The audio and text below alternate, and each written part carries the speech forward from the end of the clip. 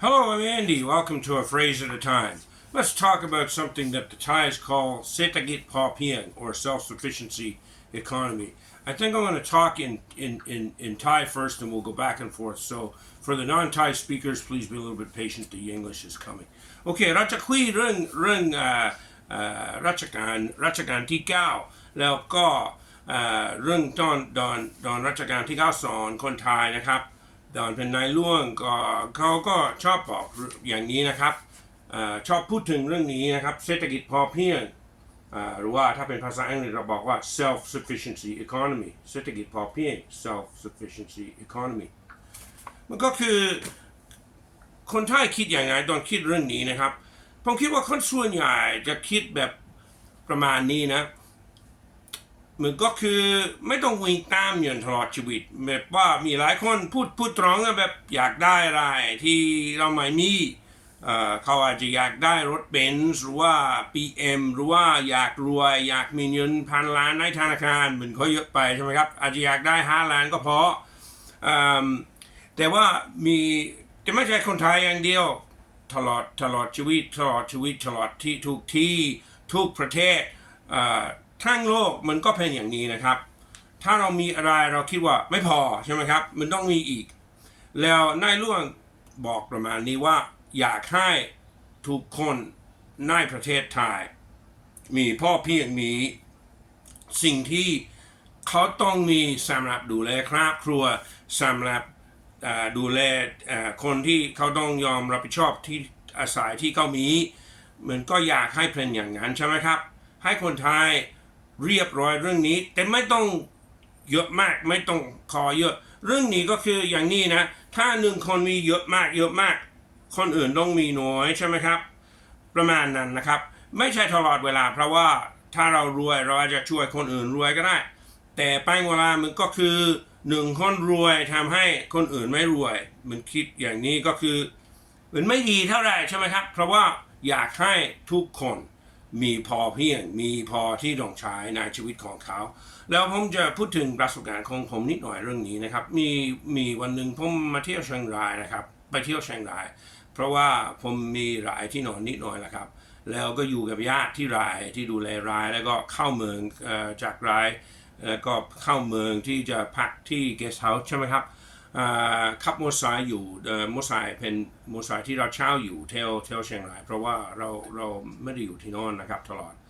แล้วเราขับรถกลับเกสต์เฮาส์นะครับแล้วก็จริงๆเหมือนมืดมากใช่ไหมครับแล้วก็มี3 คนที่มีควายอยู่เขาเลี้ยงควายเขาเดินทางอยู่กับควาย4-5 ตัวก็ได้ผมก็ไม่เห็นเพราะว่ามันมืดแล้วผมก็โอ๊ยอะไรแล้วผมก็แบบจับเบรกแรงแล้วก็มอเตอร์ไซค์ล้มแล้วผมก็มีแผลบ้างใช่ไหมครับแล้วผมต้องอีกสัก2 วันผมต้องคืนมอเตอร์ไซค์กับร้านผมไม่อยากคืนอย่างนี้เพราะว่าถ้าคืนแบบนี้เขาจะคิดหลายพันที่จะซ่อมใช่ไหมครับผมก็ไปหาร้านแล้วก็เจอคนที่ร้านแล้วเขาก็บอกว่าโอ้ซ่อมได้แล้วเขาก็กำลังซ่อมมอเตอร์ไซค์อยู่แล้วเราก็คุยกันแล้ว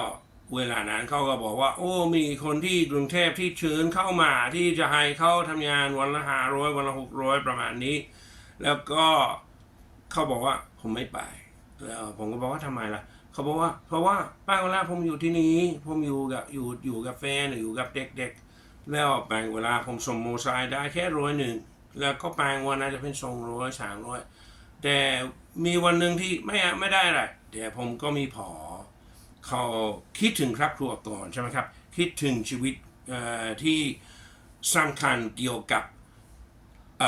ดูแลเด็กๆดูแลแฟนดูแลตัวเองแล้วก็พอแล้วใช่ไหมอันนี้ก็คือความคิดของนายหลวงเรื่องเศรษฐกิจพอเพียงประมาณนี้นะแล้วชีวิตจะมีความสุขเพราะว่าไม่ต้องเครียดนะมีพอก็จบประมาณนั้นนะครับ I'm now going to speak in เดี๋ยวผมจะพูดภาษาอังกฤษนิดหน่อยแล้วก็จะกลับมาบอกอีกที่เป็นภาษาไทยอีกสักเรื่องหนึ่ง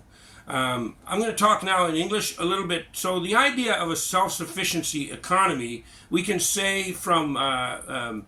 King Rama IX, is that he was teaching or trying to explain to the Thai people that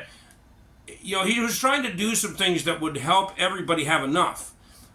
but not necessarily being rich, not having, the Cadillacs or the Mercedes or, the big expensive houses, but trying to make it so that everybody had enough, particularly in the farming communities, because the farming communities are often poor and, there just isn't enough to go around in a manner of speaking. So the thinking was to make sure that people had enough to take care of their responsibilities, take care of their, if it's a man, take care of his family, take care of his wife. A family could live together and the kids could get a chance at a decent education. And these were the things that King Rama IX was thinking about and what his goal was, if you like, what his outcome was for the Thai people. So basically, if we think about this and we think about the self-sufficiency economy, I have a little story which I'll share. I remember one time I was in Chiang Rai, which is up in the north, and I was driving my motorcycle late at night coming back. Actually, I'd had probably a few drinks too many, to be honest, but I was driving back from my farm to go to a guest house, and there were actually some people, but it was a pitch black road, but there were some people up ahead walking some buffaloes. They were moving them from one farm to another. And this is pretty common at night in the rural parts of Thailand. Anyway, they're walking these buffalo along the route. And because it was so dark, and maybe I'd had one too many, I didn't see them very clearly till the last second. I kind of saw this buffalo eye, and I'm like, oh my God, what am I going to do? And I hit the brakes, and I threw the bike down, kind of as a way of avoiding hitting the buffalo, kind of let the bike go down. And I got some scratches and a little bit of road rash on my leg and a few other places. But I did some damage to the bike, mostly the fender and the steering mechanism and a few other things. And I'm thinking, I don't want to take this back, because if I take this back, I'm going to get charged a lot of money, because usually they tend to charge more than to actually fix it, or they just, give you some bill amount and then fix it later, and they don't know how much it'll be, so you know how that tends to work. So what I was doing, I'm like, I got to find a place that'll fix this bike. So I spent a half a day going around, and I found a guy. He's like, yeah, I can fix it for you. So he takes it in and he's fixing it. While he's fixing it, we're talking, and he said, yeah, I've been offered a job in Bangkok at like 500 to 600 baht a day, which is pretty decent money for most people in Thailand, certainly in the north of Thailand.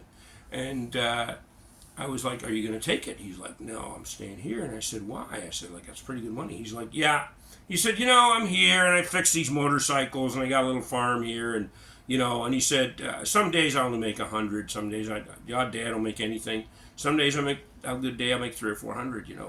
And he said, but my kid's here, and my wife's here, and I can look after my grandparents. And he's got a small house. And he said, this is okay for me. This is what I need to be, where I need to be. And this is sort of a common attitude that we see with the Thais.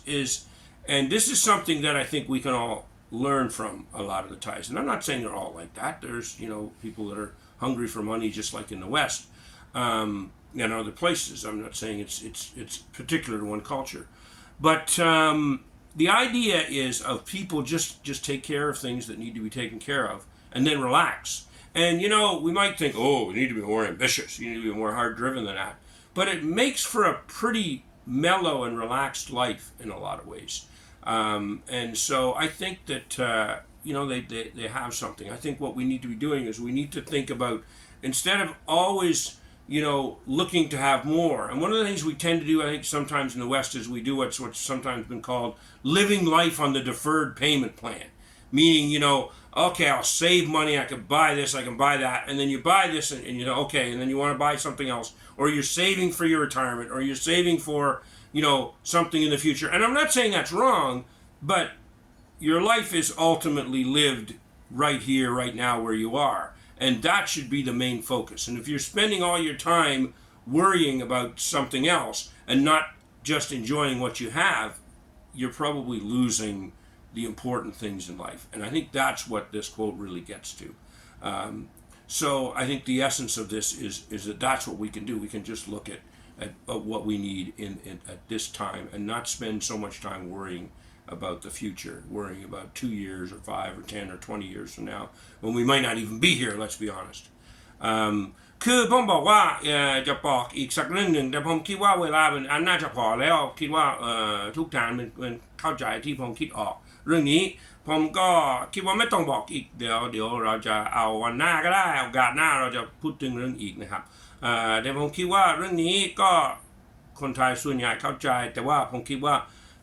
ที่จะเข้าใจ เป็นอันดับหนึ่งเดทที่จะใช้ในชีวิตของเราเป็นอีกหนึ่งอย่างใช่ไหมครับสิ่งที่ผมคิดมันก็คือเราต้องพยายามออกความคิดเห็นแบบนี้ในชีวิตของพวกเรานะครับโอเคนะครับขอบคุณครับทุกท่าน So what I would say just in closing is I wish all of you the best, and I hope you're able to use these ideas from King Rama 9 to help you in your life, not spend too much time always worrying about having more and just enjoying what you have and making the best of life as it is right now. If you enjoyed this video and if it had some benefit to you, please do like and subscribe, and we'll see you in the next one. Bless you and thank you.